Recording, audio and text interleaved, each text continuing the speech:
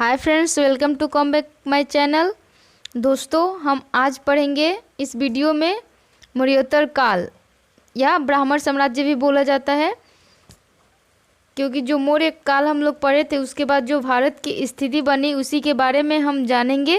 मतलब जो वंश आए उनके बारे में पढ़ेंगे, क्योंकि हमने इसके पिछले वीडियो में मौर्य युग पढ़ा था जिसमें चंद्रगुप्त मौर्य ने साम्राज्य का विस्तृत रूप दिया था और बाद में अशोक ने और बड़ा किया और क्या किया, धार्मिक रूप दिया। लेकिन बाद में अंतिम शासक बृहद्रथ हुए थे जिनकी हत्या इनका मंत्री पुष्यमित्र शुंग ने कर दी थी और शुंग वंश की स्थापना किया था। ठीक है, तो वही हम यहाँ पे शुंग वंश के बारे में पढ़ेंगे। तो इसका एक और वजह था शुंग वंश का स्थापना होने का, क्योंकि अशोक के समय बौद्ध धर्म, जैन धर्म वगैरह को ज़्यादा प्रोत्साहित किया जा रहा था, जिससे ब्राह्मण दुखी थे और उन्होंने क्या किया, मौर्य युग को अंत करके फिर से उसने वैष्णव या ब्राह्मण धर्म को आगे लाने का प्रयास किया। तो वही शुंग वंश की स्थापना की। ठीक है, तो हम यहाँ शुंग वंश पढ़ेंगे और उनसे जुड़े कुछ और वंश हुए थे उनके बारे में। तो चलिए हम स्टार्ट करते हैं। दोस्तों, एक रिक्वेस्ट है, यदि अभी तक मेरे चैनल को आपने सब्सक्राइब नहीं किया है तो प्लीज़ हमारे चैनल को सब्सक्राइब करिए और लाइक, कमेंट, शेयर करना ना भूलिए। तो चलिए स्टार्ट करते हैं। यहाँ पे हम देखेंगे मौर्य काल या ब्राह्मण काल, शुंग वंश ने।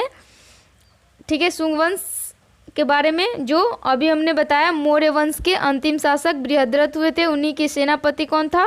पुष्यमित्र शुंग था, जिसकी हत्या करके शुंग वंश की स्थापना की।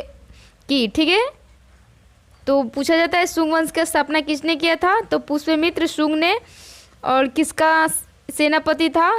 तो मौर्य युग का अंतिम शासक बृहद्रथ का सेनापति था और 185 ईसा पूर्व में इसने शुंग वंश की स्थापना किया था। ठीक है, शुंग वंश के कुछ ऐतिहासिक स्रोत है, मतलब शुंग वंश के बारे में कहाँ से हमें जानकारी मिलती है। तो कुछ साहित्यक है, जैसे हर्षचरित नामक एक बुक है जिसमें बृहद्रथ के सेनापति बताया गया है शुंग को। दिव्यदान है जिसमें पुष्यमित्र शुंग ने मौर्य से संबंधित बताया गया है। ठीक है दोस्तों, चलिए यहाँ पे हम देखते हैं। यहाँ पे है मालवा अग्निमित्रम। ठीक है, जो अग्निमित्र और मालविका की प्रेम कहानी है। ये अग्निमित्र कौन है? तो यही पुष्यमित्र शुंग का पुत्र था। ठीक है, तो इनमें भी पुष्य शुंग वंश का चर्चा मिलती है। कुछ अभिलेख हुए, अयोध्या अभिलेख जो धनदेव ने बनाया था, उसमें पुष्यमित्र शुंग द्वारा 2 अश्वमेध यज्ञ कराया गया है पतंजलि द्वारा, इनकी जानकारी मिलती है। ये भी एग्जाम में पूछा जाता है कि पतंजलि किसके समकालीन थे? तो पुष्यमित्र शुंग के समकालीन थे। ठीक है फ्रेंड्स, एग्जाम में पूछे जाते हैं। यहाँ पे सिक्के, कुछ कौशाम्बी, अयोध्या, अक्षत, मथुरा से कुछ सिक्के प्राप्त हुए जिससे शुंग वंश के बारे में हमें जानकारी मिलती है। ठीक है फ्रेंड्स, तो चलिए हम देखते हैं पुष्यमित्र शुंग, जिसने शुंग वंश की स्थापना की। तो दोस्तों, आप मेरे वीडियो को अंत तक देखिएगा, क्योंकि ये एग्ज़ाम की दृष्टि से बहुत इंपॉर्टेंट फैक्ट है और हमने वही फैक्ट कवर किया है जो एग्ज़ाम में पूछे जाते हैं। ठीक है फ्रेंड्स, तो चलिए देखते हैं। पूछा जाता है शुंग वंश की स्थापना किसने किया था? तो पुष्यमित्र शुंग ने। इनकी राजधानी कहाँ थी? तो अपना राजधानी विदिशा में लाए। मौर्य के समय कहाँ थी? पाटलिपुत्र थी, और पुष्यमित्र शुंग ने अपना राजधानी विदिशा लाए। हिंदी यूनानी शासक मिनांडर आया था, जिसके बाद में हम वीडियो में पढ़ेंगे। ठीक है, कुछ आक्रमण हुए थे विदेशी, तो उन्हीं में का एक हिंदी यूनानी शासक प्रथम विदेशी आक्रमण था। उसमें एक प्रसिद्ध शासक मिनांडर था जो पुष्यमित्र शुंग ने उसे पराजित किया था। ठीक है, 2 अश्वमेध यज्ञ पतंजलि द्वारा कराया गया था। तो यहाँ से 2 क्वेश्चन बनते हैं। ठीक है, कि मिनांडर किसके शासनकाल में आया था, या मिनांडर किसने पराजित किया था, फिर पतंजलि किसके समकालीन थे। ठीक है, स्थापना किसने किया था शुंग वंश का, राजधानी कहाँ था। तो सारे छोटे छोटे फैक्ट है, लेकिन एग्जाम की दृष्टि से बहुत ही इम्पोर्टेंट है फ्रेंड्स, तो आप इसे अच्छे से देखें, समझे। चलिए देखते हैं आगे। भरौत सपूत का निर्माण, सांची के सपूत का निर्माण जो हुआ था उसके चारों ओर 4 दीवारी मतलब बाउंड्री निर्माण करवाया था कौन? पुष्यमित्र शुंग ने। ठीक है, जो रेलिंग होती है। यहाँ पे चलिए देखते हैं, शुंग काल में संस्कृत भाषा एवं वैष्णव धर्म का विकास हुआ। क्योंकि शुंग क्या थे? ब्राह्मण जाति के माना जाता है इतिहास में। तो संस्कृत भाषा और वैष्णव धर्म का विकास हुआ। मनुस्मृति की रचना काल, इसी समय हुआ था रचना मनुस्मृति।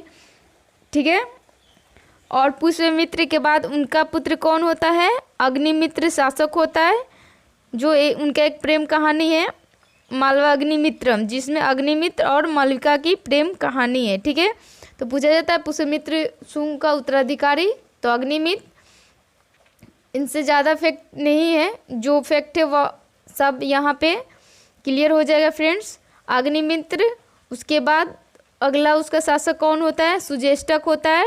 अंतिम शासक वसुमित्र, ब्रजमीन, भागभद्र और अंतिम शासक देवहूति होता है। जो अंतिम शासक, तो ये सब नहीं पूछे जाते हैं, पुष्यमित्र पूछे जाते हैं और अंतिम शासक देवहूति जो अंतिम शासक हुए थे, एक मालवा अग्निमित्र में पूछा जाता है। ठीक ना, अग्निमित्र को।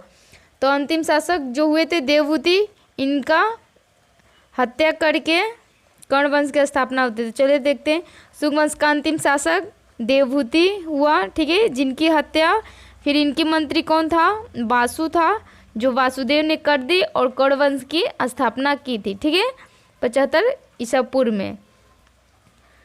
तो यहाँ पूछा जाता है कि शुंग वंश का अंतिम शासक, तो याद रखना है कौन था? देवहूति था। और कर्ण वंश की स्थापना किसने किया था? तो वासुदेव ने। किसकी हत्या करके? तो पुष्यमित्र शुंग वंश का अंतिम शासक देवहूति की हत्या करके। तो दोस्त, ये छोटे छोटे पॉइंट ही लेकिन एग्जाम की दृष्टि से बहुत ही इंपॉर्टेंट होते हैं और यही सब एग्जाम में पूछे जाते हैं। ठीक है, तो ये सब बातों को आप लोग को ध्यान रखना है। तो चलिए कर्ण वंश देखते हैं। 75 से 30 ईसा पूर्व तक रहा था, जो वासुदेव ने की थी। ठीक है, जिसमें 4 शासक हुए थे। कौन कौन हुए थे? वासुदेव, भूमिमित्र, नारायण, ठीक है, और सुशर्मन हुआ था। ठीक है, तो चलिए यहाँ देखते हैं, अंतिम शासक जो सुशर्मन हुआ था, उनकी हत्या फिर कौन करता है? सतवाहन शासक सिमुक ने कर दिया और सतवाहन वंश की स्थापना की। ठीक है, तो ये तीनों जो है, इन्हें ब्राह्मण साम्राज्य के रूप में जाना जाता है। कौन?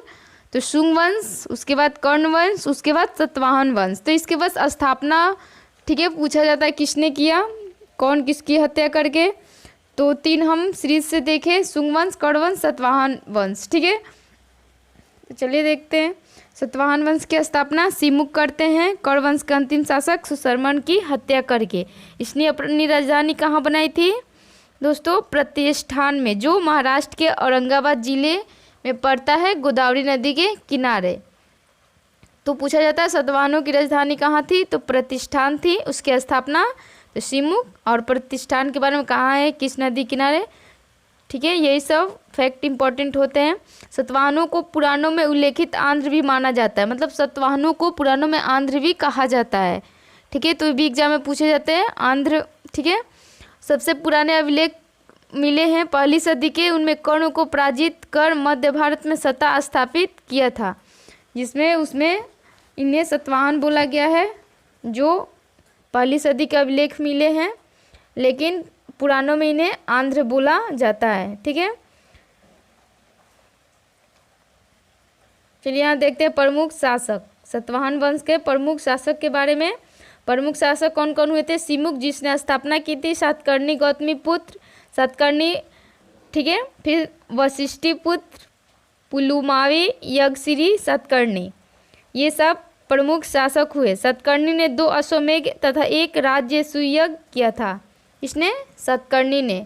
सतवाहनों शासकों ने चांदी, तांबे, पोटीन, कांसे और सीसा के सिक्के, ठीक है, जारी किया था। और जो सिक्के ढालने के शीशे थे वो रोम से मंगाए जाते थे।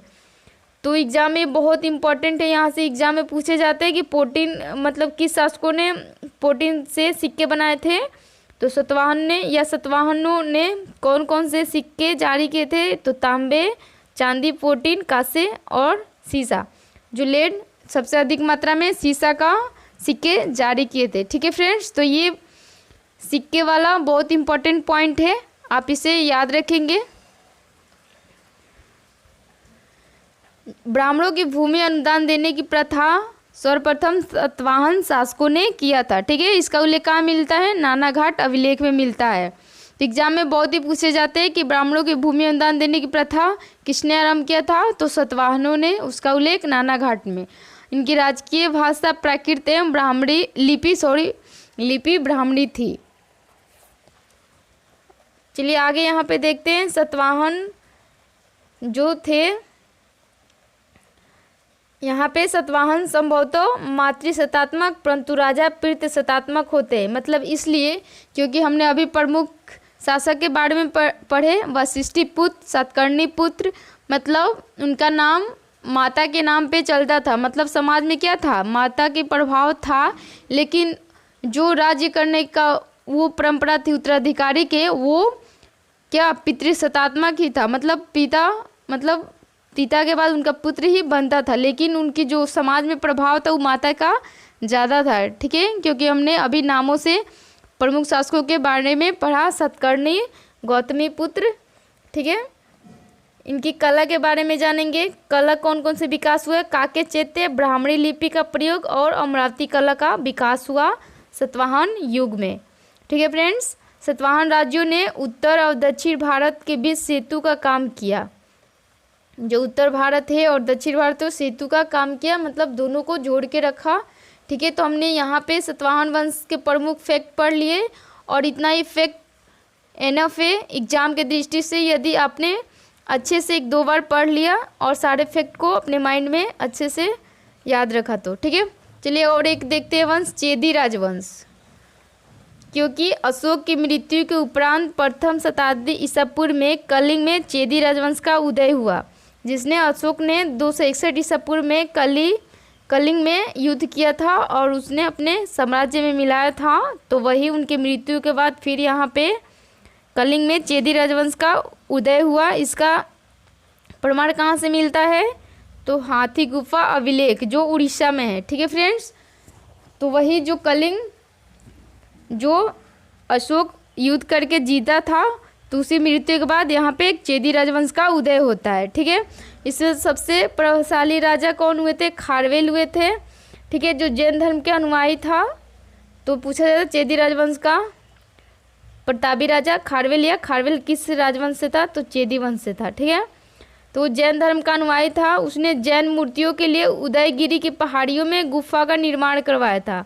जो जैन मुनि थे उनके रहने के लिए मगध पे आक्रमण कर जिन शीतलनाथ की मूर्ति जीत लिया था। जो मगध के राजा जो महानंदपंथ पढ़े थे, उन्होंने कलिंग से लाया था। तो फिर इन्होंने क्या किया?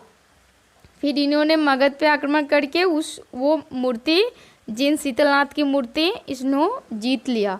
ठीक है फ्रेंड्स, तो ये चेदी वंश से इतना ही फैक्ट था। तो आपको मेरी वीडियो कैसे लगा फ्रेंड्स? आई होप आपको अच्छे समझ में आया होगा। यदि आपको मेरी वीडियो अच्छी लगी हो तो please like, subscribe and comment करना ना भूलिएगा। ठीक है, और नेक्स्ट वीडियो में हम पढ़ेंगे इसके बाद जो विदेशी आक्रमण हुए उनके बारे में। तो thanks for watching my video. मिलते हैं हम नेक्स्ट वीडियो में।